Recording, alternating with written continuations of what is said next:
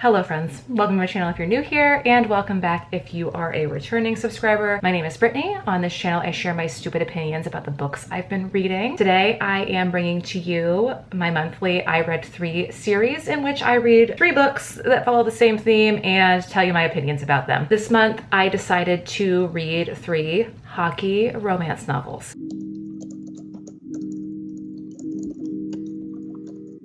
I found that I do very much enjoy sports romance, and I have always very much enjoyed sports romance since my very first Kindle from like 2012. And I really enjoyed Sunny Disposition from my Grumpy Sunshine video last month. But my problem with that book is that hockey wasn't really as prominent in the story as the romance was. So I wanted to focus more heavily on books that have hockey and romance. And so I think I found 3 that very much fit that theme. I think I did a good job. Let's go through the books in the order in which I read them and we'll talk about it. The first book that I read was Behind the Net by Stephanie Archer. On Goodreads, this one averages 3.85 with about 90,000 ratings and 3.78 on the storygraph. As always, I have content warnings over here. Feel free to pause to read, and then we'll talk about what this book is about. We are following Pippa Hartley, who is now a live-in assistant to the super hot grumpy goalie she spent all of high school crushing on. After her dreams of working in the music industry are crushed by her ex, she's completely decided that she's done having her heart broken, and working as an assistant to an NHL player was supposed to be a breeze, but nothing about Jamie Stryker is easy. He's intimidatingly hot and a grouchy jerk. He appears to simply not be able to stand Pippa, and he has an extremely huge ego. Pippa has no problem keeping things professional with him,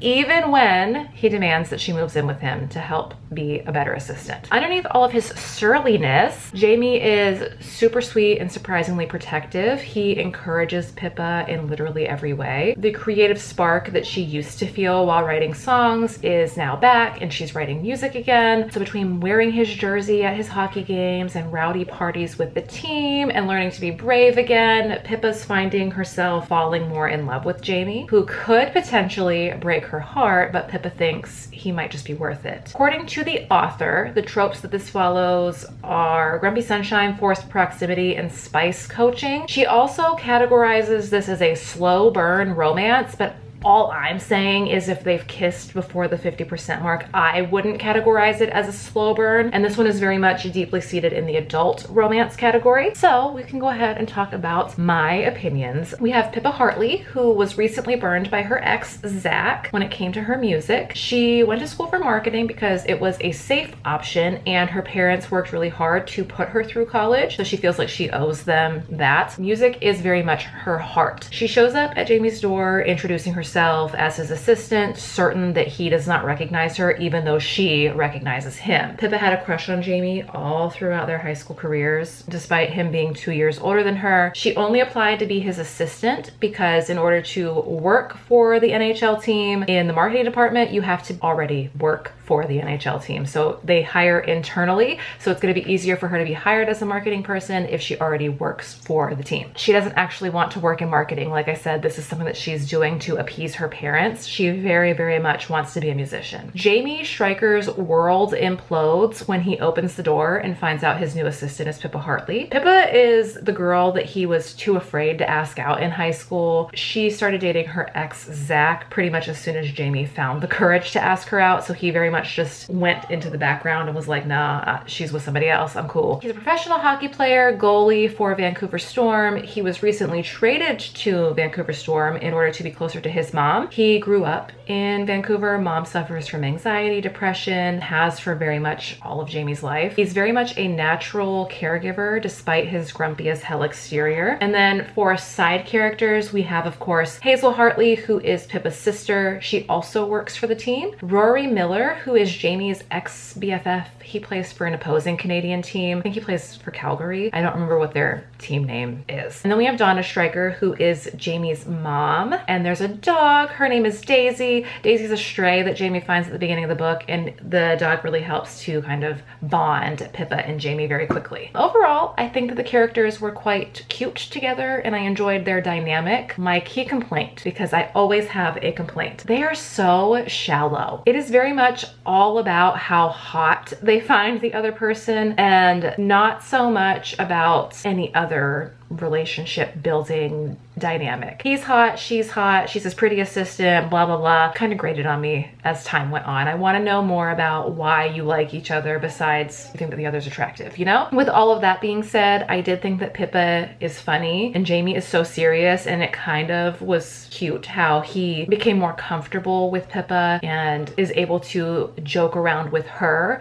despite being this like really gruff guy around all of his other teammates. Pippa is like his safe space almost. The side characters for this one kind of help to keep things going, and I really think that the second book in the series, because of course this is the first book in the Vancouver Storm series, is going to follow Hazel and Rory just on little clues and nuggets that the author was leaving throughout this book. I gave the characters an 8 out of 10. They were fun. They were pretty well developed. I just took points off for the whole he thought that she was hot, I thought that he was hot, that kind of thing. Next, we are set in Vancouver. Never been there, but I could visualize it. There were certain elements in particular that stood out more significantly than others to me. For example, there is a bar that the hockey players frequent called the Filthy Flamingo, and I honestly felt like I was in there with them for a lot of the scenes that take place in there. I was very much looking for a book that is actually centered on hockey, and this one is hockey's at the forefront of this romance. We go to games, we see fights on ice. It is very much exactly what I was looking for in terms of a hockey romance, and so I gave it a 9 out of 10 for atmosphere. Do you want to know what a jump scare is in a romance novel? When the male main character comes up with a cutesy, corny nickname for the female main character and then calls her it instead of babe 63 times in the duration of the book. This one, he calls her Songbird. The first time I was like, okay, whatever, like, fine. The 62 consecutive times that he calls her Songbird wore me down. It was like a lightning bolt of cringe. Please stop. Please. Otherwise, the writing was fine. I had moments where I was laughing out loud, which is always really fun for me. It's a sign to me that the writing's not terrible, but please, for the love of God, stop with the corny pet names. I can't handle it. 7 out of 10 for the writing. We're navigating the buildup of Pippa and Jamie falling in love and refusing to acknowledge that it's love. I enjoyed it. If you're in the market for a book where there's no third act breakup, this one might be for you. Throughout the book, there is an underlying current of tension from Jamie because it's very clear that he doesn't want to hurt Pippa, but he's also so very worried about his mom. And the reason we know Jamie is worried about his mom and doesn't want to hurt Pippa is this book is a dual POV. So we have Jamie's point of view and we have Pippa's point of view, and I love being able to be present in also the male main character's mind because it just really helps to show that the female main character is not very much in her head like, I like him, but he doesn't like me. It's nice to see that he also feels that way, you know? He shoulders a lot of responsibility, Jamie does, when it comes to his mom. And in the beginning, I thought, oh, wow, that's really sweet. But towards the end, I found myself growing more and more annoyed because I just feel a certain type of way when it comes to books where adult characters are being strong for their parental figures. I don't love that kind of theme that runs through these books. So it was fine, and then it kind of grated on me. I gave the plot an 8 out of 10. I will admit to you all, the whole Songbird thing took me out of the story every single time. Otherwise, I was very interested in how the story was going to go, and I found that a lot of the loose ends that I thought were going to be present were tied up pretty nicely, and I do appreciate that, but it's jarring to have him call her Songbird in bed. 8 out of 10 for the intrigue on that one. I found in this one that the mental health rep for Jamie's mom was very realistic. I love the relationships in this book, and that does not just mean that I loved Jamie and Pippa's relationship. I also loved Hazel and Pippa's relationship. I liked Rory and Hazel's relationship. I liked the dynamic between Rory and Jamie. The relationships were all very well done. I do often find myself struggling when characters refuse to acknowledge their feelings. It gets kind of annoying to me also when looks are at the forefront, and I get it, like I was young once too, not that I'm old now, but for me it's kind of boring when the only thing that it seems the character has going for them is their looks. This one, I think it I got that they were attracted to each other. I didn't need the constant reminder. So for this one, it was the logic. I gave it an 8 out of 10. It wasn't the worst that I've read. And then once again, I really feel like Songbird just did me in, y'all. I tore through the book so quickly. It was like a drug to me, but he kept calling her Songbird and I just kept being like, ooh. With that said, I do think that I will read more from Stephanie Archer. I am interested enough in reading Rory and Hazel's story that I probably would pick up the second book, so I will pick up more of Stephanie Archer in the future. Enjoyment was an 8 out of 10. So for this one, it was 56 out of 70 with an average of 8, and on my CAWPILE scale, that is a 4.25 star read for me. The second book that I read is called Famous Last Words by C.W. Farnsworth. This one averages 3.97 on Goodreads with about 15,000 ratings. The storygraph has it at 3.82, and content warnings here. You can pause if you feel the need. Harlow Hayes has spent the last 3 years avoiding Connor Heartbreak Hart, the cocky captain of Holt University's hockey team. Heartbreaker makes it easy because he ignores her right back. With girls falling for his charm and arrogant smirk, his nickname is all too fitting. Harlow knows better, and she knows more. For example, she knows the fuel behind the fury that makes Connor such a dominant force on the ice. They have a history that they share, but it's not a history that they together wrote. There's a reason why they don't speak. Until one day, they do. He was supposed to be the one guy she could never and would never like, much less love. Famous last words. This one is new adults. The characters are all in their senior year at university. So Harlow Hayes lost both of her parents in a drunk driving accident before she started college. Her best friend, Landon, his family took her in and then they sent her off to her mother's alma mater, which is Holt University. Landon and Harlow's moms were also besties who met at the university. Harlow's a marine biology major who spends Saturday mornings on a ship observing various pods of whales for fun, not for any class projects, and she spends a lot of her free time swimming. Connor Hart is the captain of Holt University's Division III hockey team. He is working extra hard at college because he really wants to play in the NHL. He's an English major. He spends his free time working out and smashing anything that moves, which garners him the nickname Heartbreaker. Did I mention he also just so happens to be Landon's half-brother? Because he is. Connor's got a real big chip on his shoulder because he feels like his father chose Landon and his mother over Connor and his mother. The two main characters hate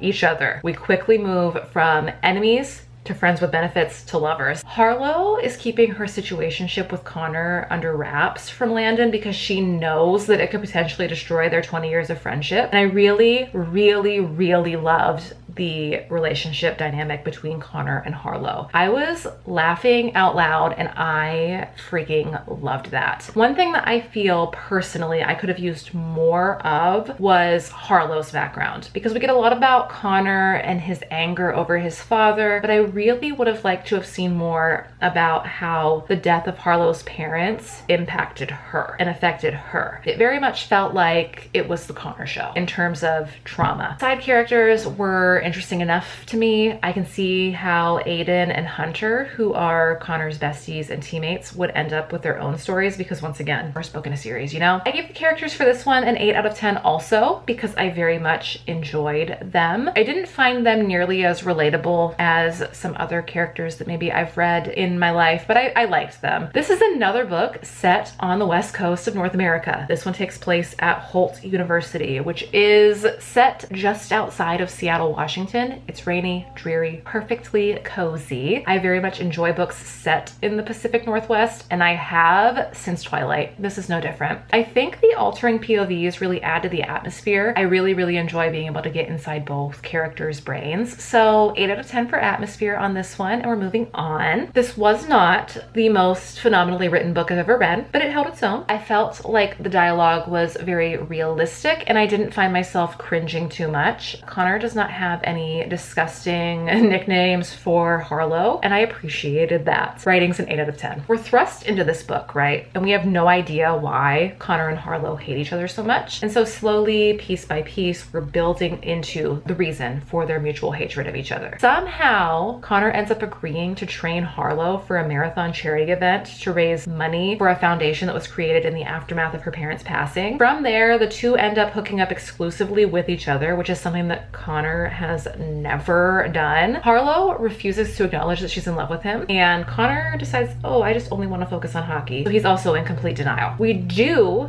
have a third act breakup in this one. It was probably for the stupidest reason I've encountered to date in a romance novel, but you know what? It's dealt with very quickly. There's serious tension on Landon and Harlow's friendship rather, that I didn't really care for because it didn't read as I'm concerned about you. It read as I'm jealous that you're hooking up with my brother and not me. So I didn't really like that kind of aspect of the plot, but overall, I liked the underlying focus on family in this one. It felt a lot different than other books I've read in this genre for sure. So I gave the plot an 8 out of 10. I was looking for a hockey romance and this certainly delivered. Hockey is as prominent in this book as the romance and I loved it. Piecing together the reason for Harlow and Connor's mutual hatred was also so fun for me and I stayed invested in this book and gave the intrigue an 8 out of 10. I really genuinely could not and would not accept the third act breakup. It was the dumbest shit imaginable and it was on her fucking birthday. Logic's an 8 out of 10. So overall, I truly had a great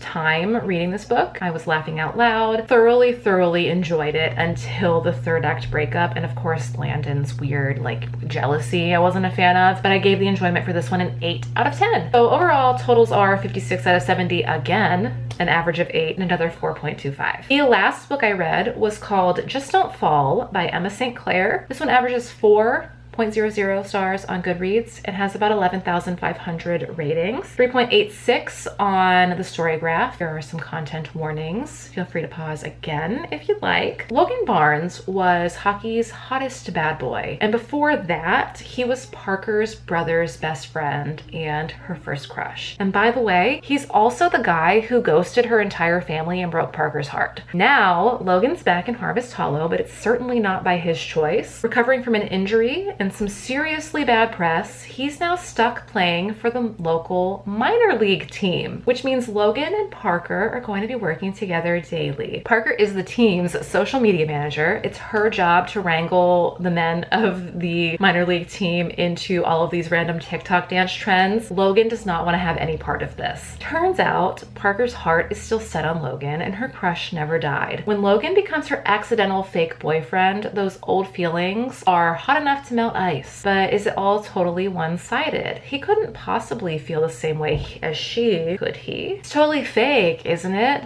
No matter what signals Logan's giving, no matter how real things start to feel, Parker knows Logan isn't home for good. She's survived him leaving once, but this time there's no telling if her heart will recover. So this one is the only closed door romance that I read. It is very much a clean romance. There is no spice. I think we've kind of covered it's a fake dating kind of situation here as far as tropes go. It is definitely marketed as something for those who are not looking for spicy in their books. And if I would have paid more attention, I would have read this one between the other two because those two are certainly not closed door. So let's run through everything. Parker is kind of Harvest Hollow's golden girl. She's the mastermind behind the Abby's social media presence, which was modeled after the Savannah Bananas, which was something I clocked within the first few pages, and then she points it out and I was like, yes, I love being right. The men of the Abby's hockey team very clearly adore Parker and have affectionately coined her the nickname Boss, which I love as somebody who is a bossy lady. I love it. Logan's forced into the AHL after a fight with a fan leaves the NHL, questioning his ability to be a team player. He's Parker's brother's ex-best friend. Parker nicknamed him Wolverine when they were younger, which had me laughing. And he calls Parker Pete, or Peter Parker, which I was like, oh my God, that's so cute. Brandon and Logan had a falling out. Brandon is Parker's brother. When they were 18, because Logan left Harvest Hollow without saying goodbye. We do not know Logan's side of the story until about midway through the book. Brandon and Parker's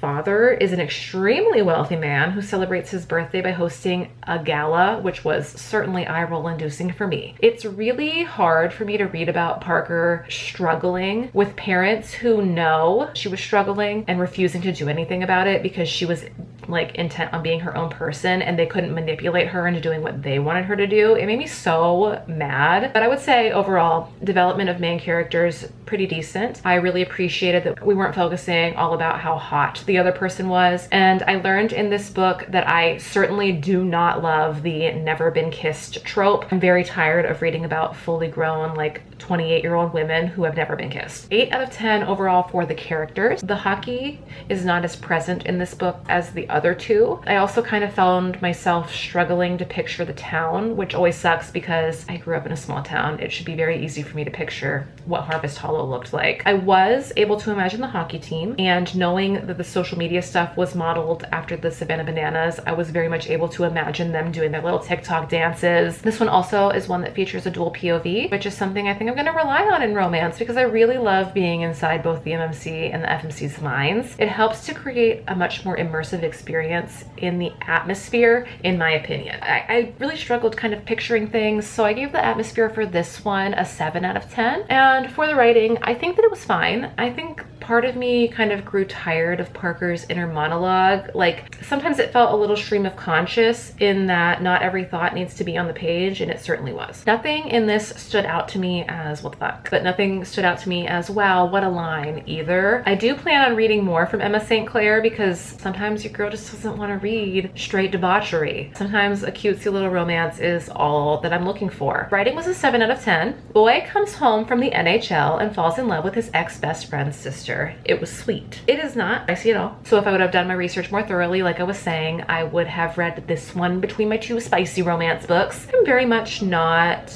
about the never been kissed trope. In this one, I've said this, but in this one she's 24 and she's never kissed anybody. But from the moment she kisses Logan, she is like an expert at kissing. There's no awkwardness whatsoever. That felt unrealistic to me. I didn't hate everything else. In fact, reading about an FMC that all the characters in the book adore was really nice. The plot was an 8 out of 10. Here's the thing.